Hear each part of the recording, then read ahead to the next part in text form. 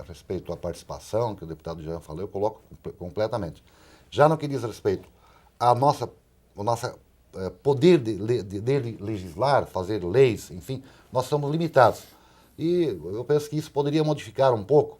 E volto a dizer também, cada parlamentar tem que ter a responsabilidade de não fazer um projeto de lei que venha comprometer o próprio orçamento do Estado. Então ele vai ter que fazer aquilo que é compatível com o que está previsto no orçamento. Ou fazer uma lei que vai ser possível adotar no ano seguinte, quando fazer o novo orçamento. Então, nesse aspecto, nós precisamos avançar muito ainda.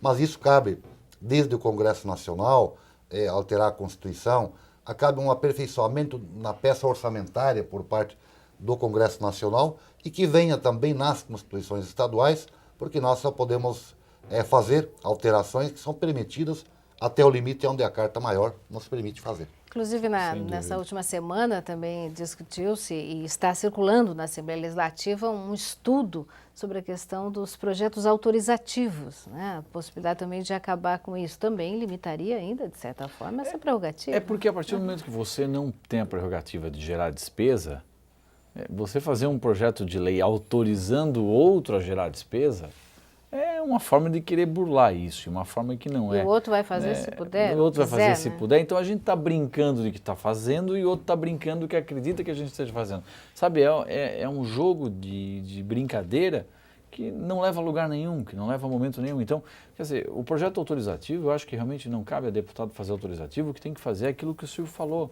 é trabalhar na essência, permitir com que o parlamento possa estabelecer programas, possa estabelecer ações e, com forma consciente, estabelecer de onde vem o recurso para essa ação. Né? Demonstrar a receita e demonstrar a despesa.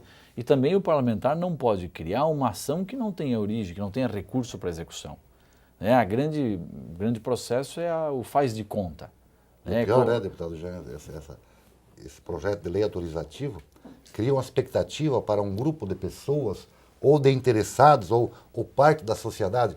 O deputado Silvio fez um projeto de lei que agora nós vamos receber tal benefício. Aí o deputado Silvio vai ficar bem com que autorizou o governo a pagar não sei autorizativo, um item.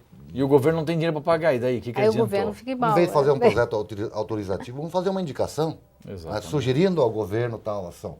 Porque autorizativo é um desrespeito com os próprios parlamentares que estão aprovando, com nós mesmos, e também com aqueles que estão na expectativa de que vai acontecer uma lei que, na verdade, ela não é impositiva, ou seja, praticamente ela sem efeito nenhum. Agora, então, essa iniciativa do parlamento... O mesmo efeito que uma indicação teria. Exatamente. Então, acho que a iniciativa que está havendo na Assembleia, por parte da Comissão de Justiça, liderada pelo deputado Romeu Titão, eu não conversei com a nossa bancada ainda, mas tem meu aval para eliminar esse projeto autorizativo, para nós apenas, eu tenho visto assim, alguns colegas deputados, com todo respeito, mas colocam no currículo 50 projetos de leis. Bom, 50 projetos de leis com que efeito? Zero.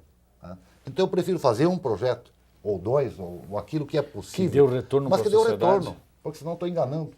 Eu estou me enganando a mim mesmo. Fazer um projeto que não vai ter efeito nenhum. E a sociedade está, por outro lado, mais atenta, né? E que bom, com mais informações, inclusive, a respeito do trabalho dos senhores. Não, e é claro... E veja bem, quando você cria uma lei dessa, autorizando o executivo a fazer, o que você está fazendo, na verdade? Você foi lá, aprovou, lavou as mãos e passou a responsabilidade para o outro. Agora, se for uma indicação...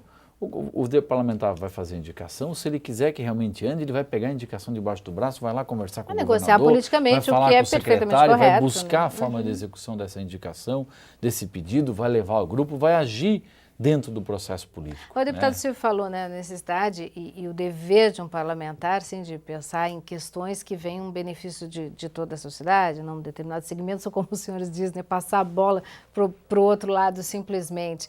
E os senhores falam exatamente para a questão do orçamento regionalizado, a necessidade de se aumentar a arrecadação do Estado. Quer dizer, quanto mais o Estado arrecadar, mais se terá recursos para investimento. Na verdade, você aí entra garantir... a questão de impostos. Essa semana também o deputado Silvio falou muito sobre a questão da logística de transporte para a gente favorecer as exportações. Sim. Eu gostaria que os senhores conversassem um pouquinho sobre isso. Na verdade, ali é a questão de você garantir com que você possa estabelecer uma despesa e garantir que você vai ter a receita para executar essa despesa, executar esse investimento e atrelar a receita à arrecadação do Estado. Eu sou favorável, estamos no começo, na origem da discussão, ao orçamento regionalizado impositivo, mas desde que ele seja feito de forma racional, né? Que você estabeleça a forma como você vai escolher a prioridade e a forma e da onde vai vir o recurso para executar essa prioridade. Porque não adianta ir lá discutir a forma de estabelecer a prioridade se não vai ter dinheiro. Não adianta colocar dinheiro se o que você escolher não é o correto. Então essa participação, essa questão toda é que tem que acontecer. E arrecadar mais passa por favorecer o setor produtivo de alguma forma, né? Eu, às vezes, entro em algum contraponto com alguns colegas, mas não existe condições de você fazer com que a sociedade receba benefícios se não tiver uma economia forte. Ou seja, você vai ajudar a resolver o problema social ou ter mais recursos para áreas importantes como saúde, educação, infraestrutura, que o Brasil deixa carente, muito a desejar.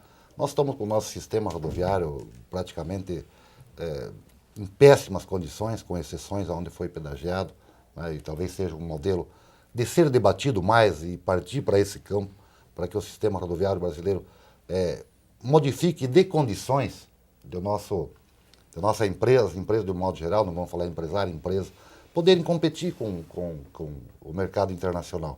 O nosso sistema aeroportuário, não precisamos nem ir longe, aqui nossa casa, aqui, o aeroporto Hercílio Luz, sem contar as perspectivas negativas que estão aí por conta de Copa do Mundo e Olimpíadas e assim por diante. Você viaja hoje, sai de manhã para chegar à noite em Brasília, isso não tem cabimento. Então são recursos que precisa para a infraestrutura. Agora, como fazer isso? É fácil falar e dar discurso, né? Mas aí nós entramos novamente, falta de recursos para investimentos. Por outro lado, o que eu falava hoje de manhã e ontem sobre a nossa economia no Brasil e em Santa Catarina, no campo das exportações propriamente dito, é que o Brasil está exportando 1% já há 3 décadas. Então, quando você fala, o Brasil aumentou as exportações. Ora, o consumo aumentou, a população mundial aumentou.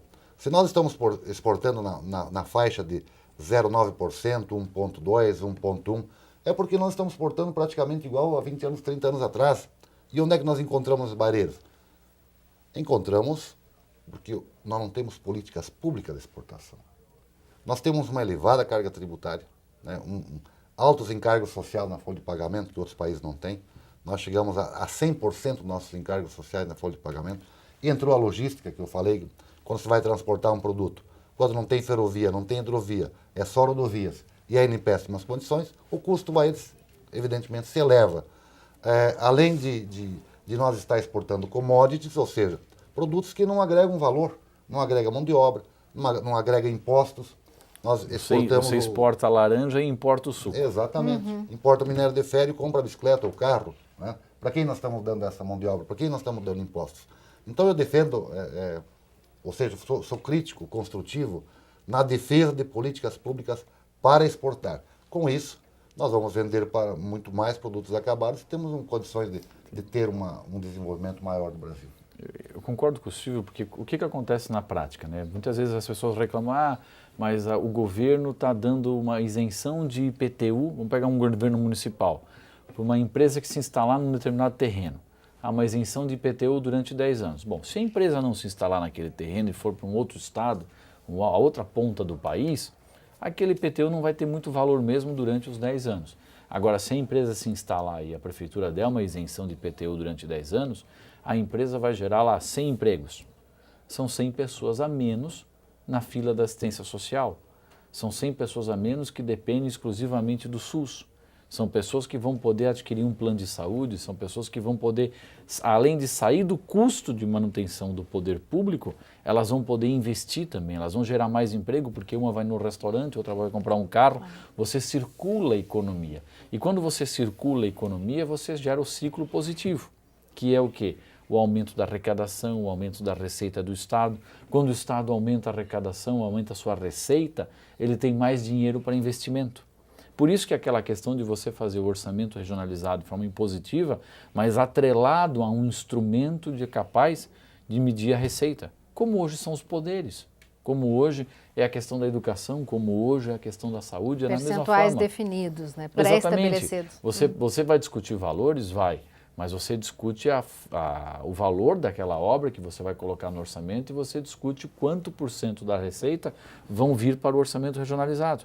E aí, como eu falei anteriormente, se você num ano com a arrecadação que veio garantida executou 70% das obras, no ano seguinte você começa com os 30% que faltaram do ano anterior. Para depois esquecer, começar do outro ano. Uhum. Porque o que acontece hoje, você vai lá, discute, não executou. Então vamos colocar outra prioridade, vamos colocar a mesma de novo. E só vai executar se o governador quiser. Então, que imposição, que orçamento é esse? Para que serve o debate?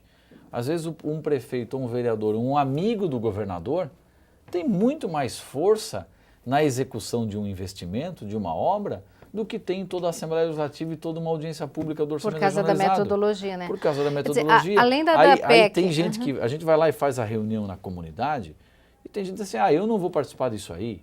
Não vou ir ouvir deputado, não vou participar dessa audiência porque eu, quando quiser, vou falar com o governador.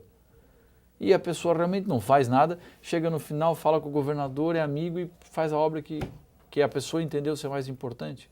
Então, é isso que não pode acontecer. E esse é o compromisso do governador Raimundo Colombo, de ouvir as pessoas, de ouvir os deputados, de participar, de ter um processo claro, transparente. Quer dizer, não é só a imposição ou não que está em jogo, até a metodologia como um todo, né? Desde o horário em que a audiência é realizada para garantir mais participação. A imposição ela é um item do processo. A imposição é apenas um item.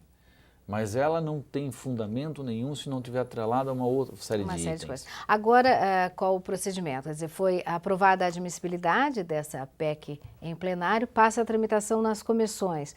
Isso, naturalmente, vai ocasionar, vamos dizer assim, um adiamento até mesmo dessas audiências públicas, né? Que poderiam acontecer já em maio, mas até todo esse processo está bem claro, bem definido, vai demorar um pouquinho mais. Nós não sabemos o tempo que vai levar para essa matéria, vai ser debatida aqui na casa, vai passar pelas comissões, vai ter debate nas comissões, obviamente que vai ter debate no plenário também.